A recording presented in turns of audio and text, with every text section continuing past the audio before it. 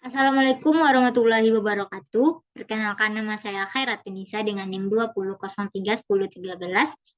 Pada mata kuliah Etnosains yang diampu oleh Ibu Sadiatul Fuadiyah, MPD selaku dosen pengampu, saya akan mempresentasikan rencana pelaksanaan pembelajaran yang berkaitan dengan etnosains. Di sini saya akan membahas tentang pengobatan tradisional untuk menyembuhkan panas dalam atau demam.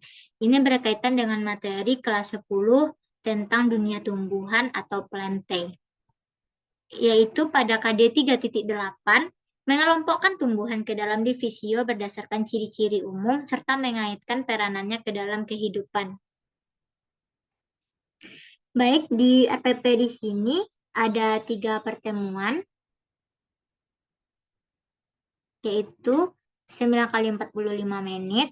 Pada pertemuan pertama, membahas tentang tumbuhan lumut atau Bryophyta. Pada pertemuan kedua, membahas tumbuhan paku atau Pteridophyta.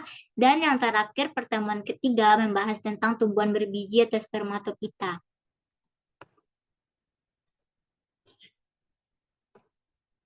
Dan ada pun beberapa indikator pencapaian kompetensi dan tujuan pembelajaran yang telah dijabarkan di dalam RPP ini.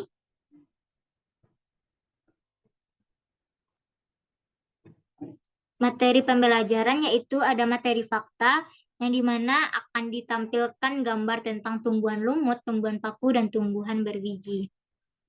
Lalu ada materi konsep yaitu ciri-ciri tumbuhan lumut dan peranannya dalam kehidupan sehari-hari, ciri-ciri tumbuhan paku dan peranannya dalam kehidupan sehari-hari, dan ciri-ciri tumbuhan berbiji beserta peranannya pada kehidupan sehari-hari. Adapun kearifan lokal khususnya di daerah Padang yaitu mengenai pengobatan tradisional yang memanfaatkan tanaman di lingkungan sekitar tempat tinggal kita. Tanaman di bawah ini merupakan tanaman tradisional yang membantu menurunkan panas pada tubuh kita dengan memberikan doa dan mencampurkannya dengan air. Lalu ada pun berikut tanamannya yaitu ada tanaman jarak, tanaman sirih, tanaman sitawa atau di sini dikenal dengan sitawa, dan ini si dingin, sebelah sitawa itu si dingin, dan ini adalah orang di sini menamakannya dengan si kumpai, dan ini si karau dan da, daun pisang.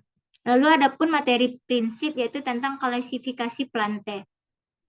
Pada klasifikasi tumbuhan lumut terdiri atas 3, lumut daun, lumut hati, dan lumut tanduk.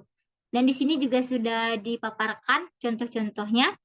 Lalu yang kedua ada klasifikasi tumbuhan paku yang terdiri ada 4, Psilopitine, Lycopidine, Equsetine, dan Filicine. Beserta pun dengan contoh-contohnya. Dan yang terakhir ada pun klasifikasi tumbuhan berbiji atau Spermatophyta. Ada 2 kelas, ada 2 macam, yaitu Gymnospermae berbiji terbuka, ada 4 kelas, kelas Cicadophyta, kelas Gingophyta, kelas Pteniphyta, dan kelas Gnetophyta. Lalu ada pun yang kedua, Angiospermae dibagi menjadi 2 kelas, kelas monokotil dan kelas dikotil.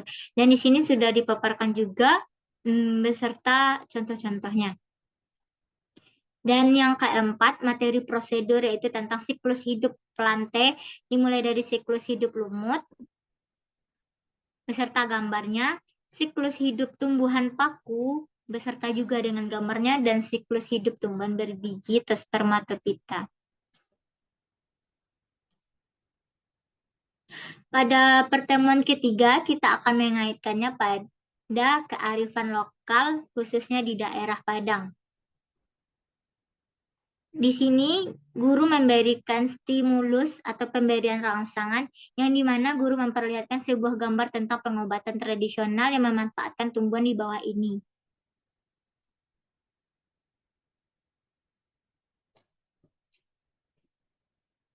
Lalu siswa akan diminta memberikan, lalu ada pun munculnya pertanyaan yang dimana guru akan menanyakan apakah Anda tahu tentang gambar di atas? Lalu yang kedua, apa saja kandungan khasiat pada tanaman tersebut sehingga dijadikan pengobatan tradisional. Dan di sini siswa bisa belajar dari bahan ajar yang berupa modul ajar yang berbasis kearifan lokal yang dilengkapi dengan RPP, LKPD, gambar serta latihan soal.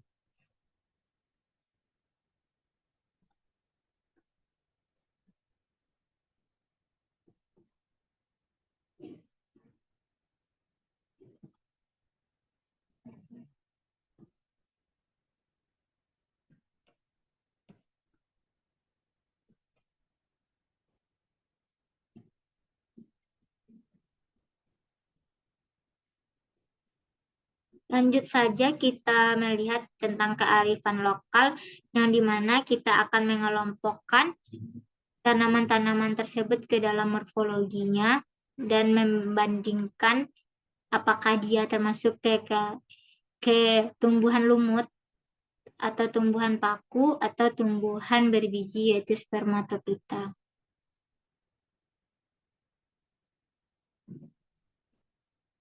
Baik, yang pertama itu daun jarak atau jarak pagar atau Jatropha curcas.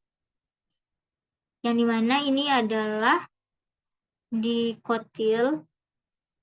Daun jarak bisa kita, untuk pengobatan tradisionalnya sendiri, daun jarak bisa kita peras lalu kita minum. Dan jarak ini juga bermanfaat dalam menurunkan panas di dalam tubuh. Biasanya daun jarak ini dicampurkan dengan daun sirih dan ditambah dengan air, dan tidak lupa juga berdoa. Daun jarak ini mengandung antioksidan yang dimana membantu menyembuhkan demam atau menurunkan panas dalam. Dan ini juga telah dijelaskan bentuk morfologinya. Dan adapun kandungannya bukan hanya dari daunnya saja, tetapi ada dari getah tanaman jaraknya, yaitu mengandung flavonoid dan saponin, serta kandungan jatropi yang bersifat anti jamur. Lalu pada bagian daunnya, jarak pagar ditemukan juga senyawa kaemphesterol, sitosterol, stigmasterol, amirin, dan terastrol. Dan kulit batang jarak juga mengandung tanin, malam, resin, dan saponin. Lalu yang kedua, tanamannya sirih atau disebut dengan piper betel. Daun sirih juga berguna untuk mendinginkan badan. Pada sirih ini juga mengandung senyawa minyak aksiri, yaitu sekulter penketun yang juga bermanfaat untuk menurunkan panas di dalam. Lalu selanjutnya, ada kalau di sini di daerah sini dinamakan dengan sitawa atau nama latinnya Costus specios. Yang dimana ia juga bermanfaat untuk pengobatan tradisional sendiri untuk mendinginkan badan juga. Sitawa ini namanya si dingin atau biasa kita sebut juga dengan Kalanchoe pinnata. Itu kalau di daerah sini namanya si dingin. Dia juga sama yang dimana juga mendinginkan tubuh ketika kita panas dalam.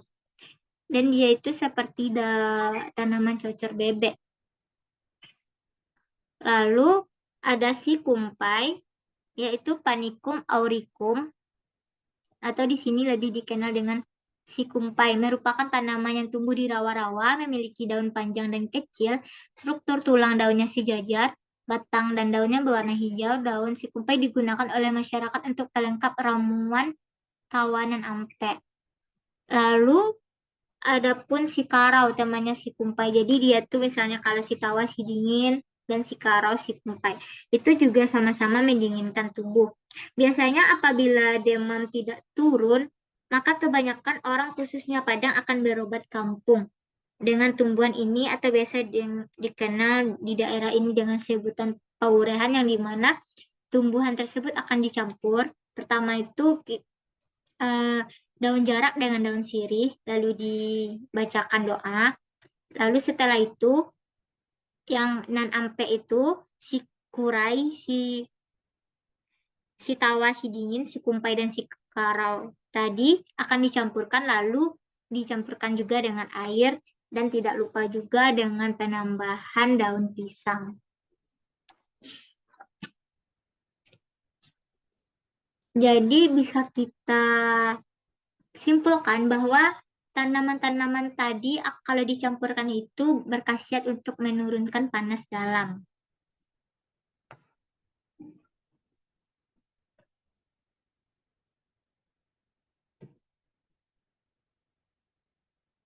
Lalu ada pun bagan yang dimana kaitannya dengan demam.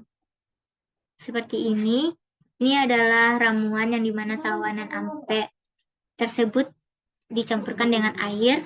Lalu ini kaitannya dengan demam.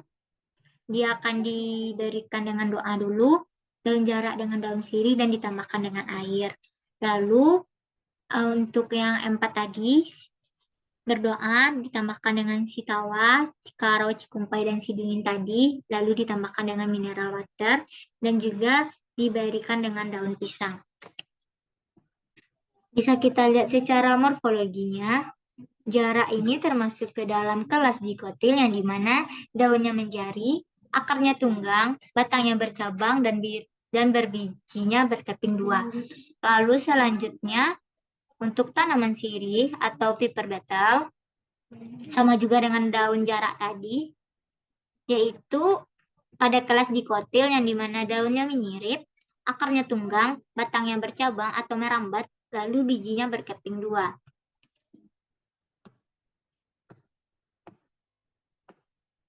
Lalu selanjutnya untuk tanaman sitawa atau Costus specious, yang dimana kelasnya monokotil, daunnya sejajar, akarnya serabut, batangnya tidak bercabang atau tidak berkambium, lalu biji berkeping dua.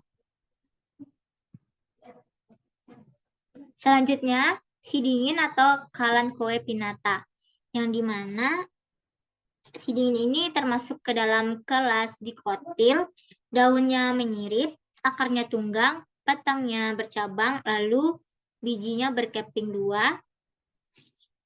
Selanjutnya, si kumpai atau Panicum auricum, yang dimana ini adalah termasuk ke kelas monokotil, daunnya sejajar, akarnya serabut, biji berkeping satu, batang tidak bercabang atau tidak berkambium. Lalu selanjutnya, si karau atau Enhydra fluctuans, termasuk ke kelas dikotil, yang dimana daunnya menyirip, biji berkeping dua, batangnya bercabang atau berkambium, lalu akarnya akar tunggang. Dan yang terakhir yaitu pisang, termasuk ke dalam kelas monokotil, dan yang dimana daunnya sejajar, bijinya berkeping satu, akarnya tunggang, batang tidak bercabang atau tidak berkambium.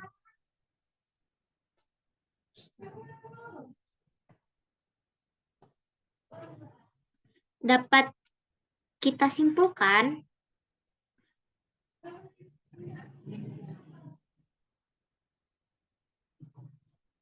bahwa tumbuhan yang dimanfaatkan tersebut adalah termasuk kepada tumbuhan berbiji atau spermatopita, dan termasuk pada bagian macamnya angiospermae, ke kelas dikotil atau kelas monokotil. Ada keterkaitannya yaitu 3. Yang pertama, etnosainsnya, etnomedisinnya, dan etnopedagoginya. Pada etnosainsnya sendiri bahwa masyarakat masih mempercayai pengobatan tradisional yang masih diyakini oleh masyarakat setempat sampai sekarang, khususnya di daerah Padang. Lalu untuk pada etnomedisinnya, yaitu terdapatnya manfaat tanaman tersebut yang bisa dijadikan obat dan juga bisa dijadikan kearifan lokalnya pada tempat-tempat tersebut. Dan yang terakhir pada etnopedagogi, yang dimana kearifan lokal tersebut bisa dikaitkan pada materi pembelajaran. Karena saya di sini mengaitkannya kepada dengan tanaman, maka pada materi kelas 10 yaitu yang membahas tentang dunia tumbuhan atau plante. Baik, hanya itu yang dapat saya sampaikan. Apabila ada kesalahan mohon dimaafkan. Semoga ini bermanfaat dan menambahkan menambah pengetahuan teman-teman semuanya. Baik, saya Khairatun Nisa pamit undur diri. Assalamualaikum warahmatullahi wabarakatuh.